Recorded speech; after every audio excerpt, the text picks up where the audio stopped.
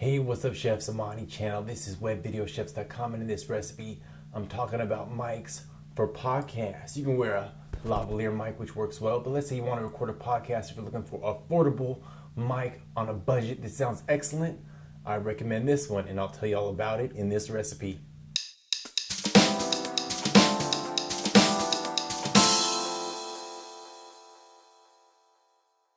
All right, so this recipe was actually inspired by one of our community members, C-Mance, who wants to get into podcasting and recording just himself with his computer and a microphone. And he's like, Amani, what microphone do you suggest? Now, I do have a couple microphones that I use for in-studio type recordings. I have my big baby, which is this one. It's a Electro Voice RE20, which is a broadcast mic. Not especially affordable though. It costs around $400+, but it sounds A1. Another mic that I recommend though is this one. This is the Audio-Technica AT2005 USB mic. A few things that I like about this mic. First of all, it is a USB mic, so if you look at the bottom of the microphone here, which I don't know how close it is, but you can plug in a USB and connect it to your computer this way. But it also has an XLR input, which means you can connect it to a camera like the one that I'm recording right now. So let's give you an example here. All right, I'm going to unplug my Sony lavalier mic.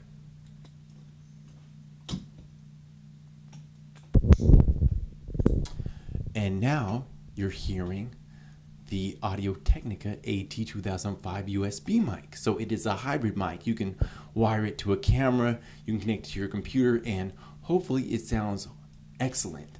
Now, a few things about this mic. It tends to pop plosives. So if you say p words that push out, you probably can hear that, like a popping sound, which is called plosives in video production, all right? Filmmaking, it's called a plosive.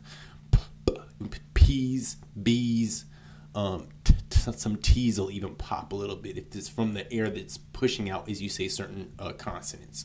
All right, so to minimize that, I really recommend that you use one of these. This is a windscreen, and also called a windsock. All right, it costs next to nothing, $4. You can get like a pack of them from Amazon.com.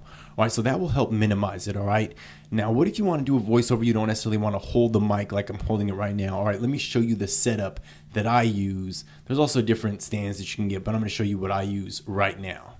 Okay, so this is the boom stand that I use. This is the boom stand that came with the Audio-Technica microphone, so you can see the difference is a little bit bigger.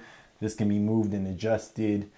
This is just basically a small music boom that I bought from a music store. It's called an on-stage stand, and you know, it works pretty well for what I use it for. This is what comes with the Audio-Technica USB mic, and it's just kind of small. It can't really be adjusted accordingly. It's not very high, so it doesn't really work that well.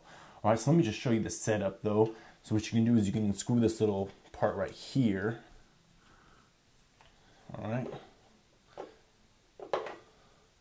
What I'm going to do is I'm going to screw that into here. All right. Put the mic down.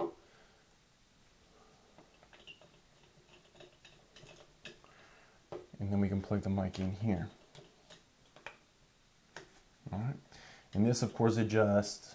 You can raise or lower this. All right. Like I said, I always try to use a windscreen with this microphone. The other thing that I use with this microphone is a popper stopper, because this mic, as I said, tends to get a lot of plosives. So there's the windscreen, and I think you can get this for like around $20 as well. It just has a little kind of clamp here. All right, so what I usually do is I'll just clamp this on here like so.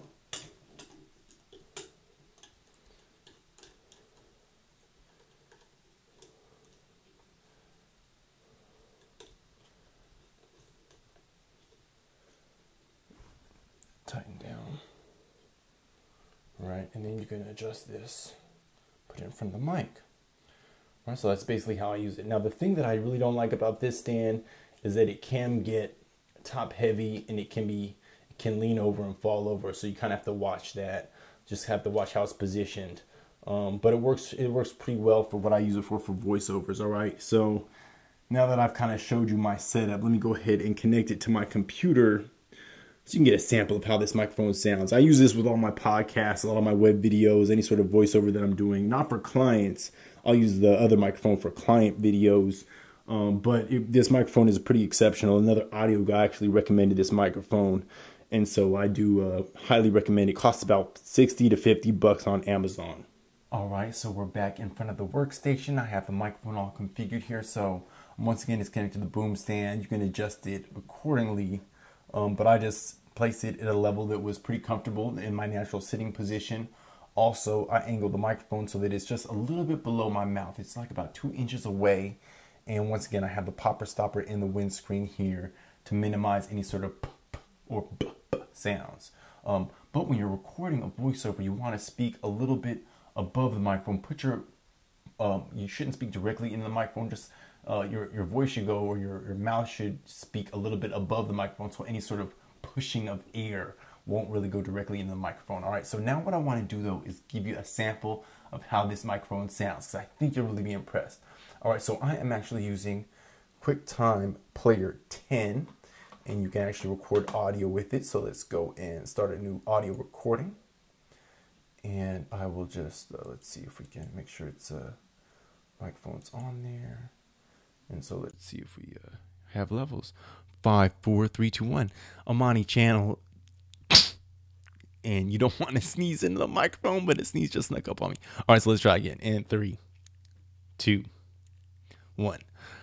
Amani channel, and we are testing out the Audio-Technica AT2005 USB mic, which is a great versatile mic. It connects via USB. It also has an XLR connector, and only costs about 60 bucks. So I recommend this microphone for anyone who wants to do any sort of voiceover or narration, whether you're getting started or even if you've done this professionally. If you just want an affordable backup microphone, this microphone will really get the job done. I like this microphone a lot. All right, so a couple things. This microphone is directional, meaning that if you're on the side of the microphone, it won't pick up your audio as well as if you're right in front of the microphone. So you just have to watch out for that, all right? But that is it. I'm going to stop recording now.